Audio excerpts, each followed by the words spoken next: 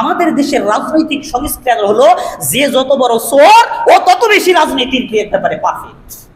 আমাদের দেশের জনগণের একই সাইজ যে এমপি ভালো মানুষ এমপিগিরি করতে পারবে না, এই বিচারা নামাজ কালাম পরে একে কি ভোট দিবে নাকি? আসলেই তো আপনাদের চরিত্র এরকম। একজন দাড়ি টুপিওয়ালা ভালো মানুষ যদি মেম্বারে দাঁড়ায় তাকে কেউ ভোট দেয় না, একজন যদি চেয়ারম্যানে দাঁড়ায় ভালো মানুষ দাঁড়ায় তাকে কেউ ভোট দিতে চায় না। ভোট দিবেন কেমনে? কারণ আপনাদের ভোট তো আপনারা ন্যায়সঙ্গত ভাবে ইসলামী বিধান মেনে দেন না। 500 টাকা 1000 টাকার বিনিময়ে আপনারা ভোট বিক্রি করেন। এখন শেখ হাসিনা চলে গেছে, আবার যদি টাকা বেলানো শুরু করে আর এক স্বৈরাচারকে আপনারা ভোট দিবেন টাকার বিনিময়ে।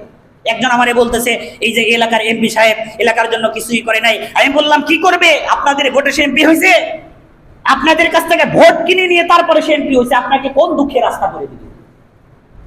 আমাদের দেশে ভোট কিনে নেয় নাই, এলাকায় ভোট কিনে নেয় নাই, 200 টাকার বিনিময়ে ভোট কিনে নিছে। এই তাল থেকে গ্রামের প্রমাণ। আপনার কাছ থেকে ভোট সে এমপি নেয় নাই, এমপি হয় নাই, আপনার ভোট নিয়ে সে মেম্বার হয় নাই, আপনাকে কেন রাস্তা করে দিবে? আপনাকে কেন সে সেবা দিবে? সে ভোট কিনে এমপি হয়েছে।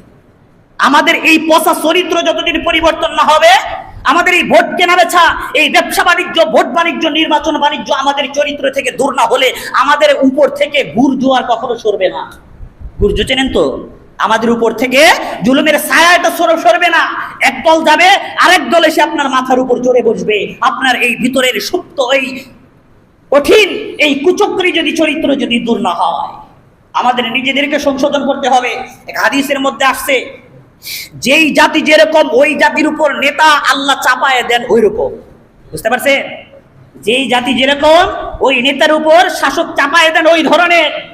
আজকাল আপনি বলতেছেন এমপি হইছে, পরের দিন বিচারা কোটিপতি হইল।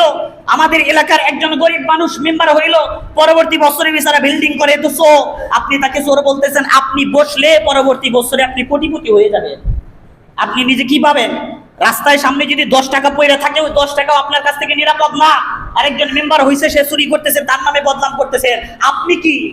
আমাদের বরিশালের ভাষায় একটা কথা আছে, আমাদের ওস্তাদরা বলতো যে এই যে চেয়ার, এই চেয়ারে বসলে জনগণ বিভিন্ন ধরনের বিভিন্ন কথা বলে, কিন্তু এই চেয়ারে বসলে উনি একটু অন্য ধরনের বরিশালের ভাষায় কইতো। কি বলে? পিছনে নিতম্ব বলে। ওটারে মনে করেন আঞ্চলিক ভাষায় যেটা বলে, এইখানে বসলে হাত আর ওখানে পাওয়া যায় না।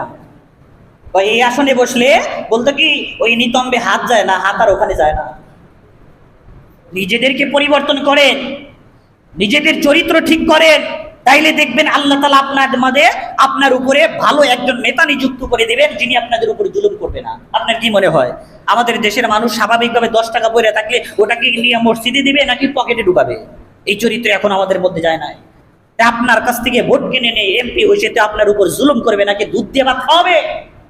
সাবধান, টাকার বিনিময়ে আপনার আমানত ধ্বংস করে দিয়েন না। টাকার বিনিময়ে আপনার যেই কঠিন একটা আমানত ভোট দেওয়া, এটাকে আপনি সহজ মনে করছেন। আপনি ভোট দিতেছেন মানে তাকে আপনি স্বীকৃতি দিচ্ছেন, ও মুক্তচোর, এর চরিত্র ফুলের মতো পবিত্র, আমি তাকে ভোট দিলাম, সে চেয়ারম্যানের যোগ্য। এটা হলো ভোট দেওয়ার বাস্তব কারবার। এই কারণে সামনে যদি আমাদের পরিস্থিতি আসে, সে যদি আমার শত্রু হয়, মেম্বারে যদি কয়েকজন দ্বারা এর মধ্যে যে বেশি চরিত্রবান, নামাজ কালাম করে দিনদার, তাকে ভোট দেওয়া হবে। এটা যদি আপনি করতে পারেন, তাইলে আপনার উপর যে নেতা হবে সে নেতা ভালো হয়ে আপনার সেবা করবে। আমাদের ভোট যেন আর বাণিজ্যে পরিণত না হয়।